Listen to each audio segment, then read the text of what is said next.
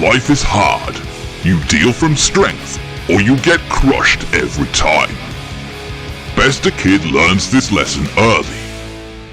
Another important one is that we all have our own strengths and weaknesses. And that applies to everything, including our superpowers. Oh, you don't have any superpowers? That's too bad. In this world, most people do. About 80% of people, to be precise. Including these guys. The Iron Warrior. Mr. Big Swinging Fire Hose. Jim Carrey's The Mask, in introvert form. And ooh mama! Though since none of the economic or material problems of our society are actually addressed by being able to slap each other about at a higher intensity, superpowers soon found their way into the world of petty crime and beyond, and life continued pretty much as it did before. But you have no powers, you say? Well, that's okay. You're still in fine company. This kiddo, for instance, his name's Midoriya. He doesn't have a superpower of his own, but he's a big fan of those who do. And his life's work is to figure it all out. What's that, fanboy? You taking notes over there? Want to be a hero too, huh? Yes, more than anything. Well, it's always good to dream, you know. Perhaps in the not-too-distant future, there might even be technological solutions to the problems of superhuman disability. Why, this world won't even suffer from what you might call syndrome. When everyone's super, no one will be. Because that's basically already happened here. Midoriya's class are all stoked to go into careers in cape shit. Most of all, this douchebag, Bakugo. He's counting on going to Superhero Oxbridge, coding a superhero fart app, and selling it to superhero Mark Zuckerberg for $100 billion normal dollars. Yup, UA High School is the place for high flyers like him to rise above the muck. Midoriya replied too. Bakugo considers the thought of this powerless chump sullying his grand achievement with his existence and takes it poorly. Here's a little word of advice, nerd. Don't even think of applying, or else. As a final kick in the nuts, Bakugo suggests there might be one way to get powers. KYS and respawn. Midoriya gets mad. But not that mad. Meanwhile, on the street, life remains hard for a man made of snot. So he resorts to a little light purse snatching. But the good people of Japan need not worry. Roid Man is here. Later, Midoriya fishes his stuff out of the sewer and reflects on where it all went wrong. Ever since he was but a tot, he idolized those with powers. First amongst them, All Might, the pillar of peace and justice. He couldn't wait to get a power of his own. Sorry, kid, it's not gonna happen. Ooh, buddy. Back in the present, while still refusing to abandon hope, he walks straight into trouble. Snot Guy needs to hide from the law for a bit, and where better than in someone's throat.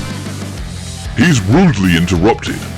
It's Roid Man, by which I mean All Might, who proceeds to literally slap the snot out of him. Wakey wakey! All Might says thanks for helping him catch this dirty crook. Stay out of trouble! See you around! Midoriya decides not to waste his chance to ask his many questions, so he hangs around a bit. Hey, stop trying to push me off, he says. I'll fall down and die. Oh, that's a good point. They hit a rooftop. Midoriya asks if he can become a hero without power. But something's very wrong. Midoriya describes how he's always dreamed of being just like, Eddie the Ed from Iron Maiden? I mean, who among us has not? So yeah, this is his true form. The big tough guy look and fearless smile, all an act to hide that he's just an ordinary bloke. But it gets worse. In a fight some years back, much of his insides got blasted to hamburger. That's not the sort of thing you recover from, superpowers or not. He can only stay hulked out and keeping the peace for about 3 hours a day. All Might swears Midoriya to secrecy. Word that he's weakening will see all sorts of vermin finding the courage to crawl from the shadows. Having given a taste of what he's up against, he answers Midoriya's question. No. Without powers, you can't be a hero. You just aren't on the same level as what you'll face. Dream-crushing quota almost filled for the day. He heads off to deliver a bottle of snot into the Kleenex of justice.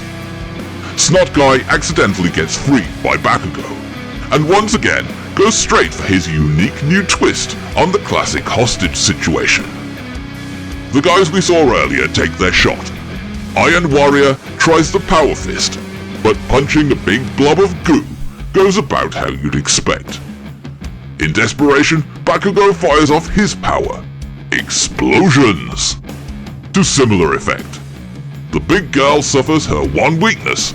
Her hips are too dummy thick to fit down Japan's narrow streets. The Mask and Mr. Hose are also otherwise engaged. All Might and Midoriya independently find themselves in the audience. Midoriya recognizes that this guy being back on the scene is basically his fault, and that if Bakugo dies here, that'll be his fault too. So he acts. What's he gonna do? Hell, not even he knows! But he ain't gonna be doing nothing. Truly inspired by this act of genuine heroism, All Might digs that extra bit deeper and finds what he needs to finish the job. After seeing that Snot Guy is pressure washed off the street properly this time, we learn that Bakugo is the very model of humble gratitude. I was fine by myself! I don't owe you anything! And that All Might is, for real, big time impressed. So impressed, in fact, that he wants to take Midoriya on as his successor. His power is called One for All, and it's rather out of the ordinary. For a start, he wasn't born with it. He was given it by someone else. And taking it on comes with a hefty price. Okay, I'll do it. Yes! Wait, I haven't told you what it is yet. So here's the deal. He has to get buff first. A scrawny little punk like Midoriya can't just take it on straight away. He'll blast himself to chicken nuggets the first time he tries to use it. And since he's putting in all that ball-busting effort anyway, it may as well contribute to saving the Earth. In addition, a study guide to unbuffen his brain. And with that, we're ready for a montage.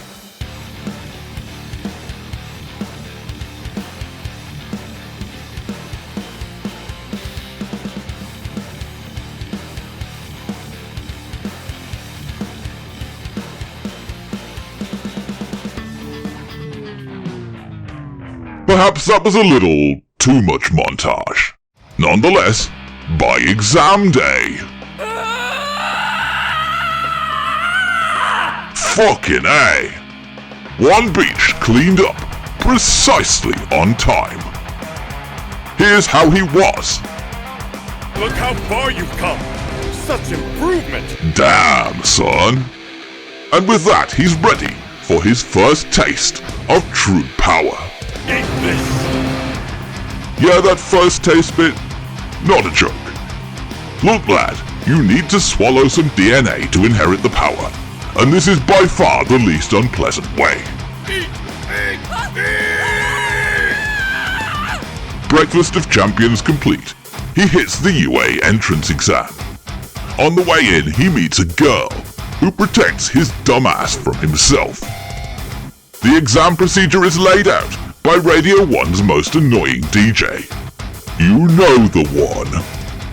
They'll be duffing up some robots, scoring different points for different classes. Questions? Yes. 1. What's the fourth kind of robot? And 2. Can you shut the fuck up? Sorry. The fourth robot is just there to spice things up a bit. It's not that it can't be beaten, but there's kinda no point. Any more? No? Then game on! Let's fucking go! They'll be fighting in these mock-up city blocks, which, knowing Japan's property prices, must have cost an arm and a leg. Midoriya remembers the tiny amount of advice he's been given. Clench your ass and act good and dramatic when yelling the names of your attacks. He freezes and gets his kill stolen by the most obnoxious character I've seen in an anime yet. A distinctly odd bunch are watching. They decide it's a good time to switch on the fourth kind of robot. Fucking A! Midoriya bricks it, but as he shamefully crawls away, he spots the girl. She's trapped, and while he has no idea what he'll be doing, he knows he'll be doing something. Whatever it was, it worked marvelously. Though that hefty price All Might mentioned will be coming into play now. Both his legs and his right arm have been deboned. But perhaps he can survive this fall from a great height by using another big smash from his one remaining limb. For the second time in one morning, the girl rescues him from tripping over his own dick. She pays her own hefty price. Midoriya's final score? 0. This guy, Ida, figures out that there might be a little more to this test than racking up a monster kill. Time's up! And just in time, too. The school nurse shows up to glue everyone back together. After much flapping, Midoriya's test results arrive. All Might reveals that there were indeed other factors. But before he gets to those, he also shows Midoriya that the girl tried to give some of her points to him. But there's really no need. The kid's charting well on his own. They also score for style in rescue attempts. Midoriya scored huge in that. And the girl didn't do bad either. Because it's not about the powers. It's about the character of the guy that wields them. After all, that is what makes a hero.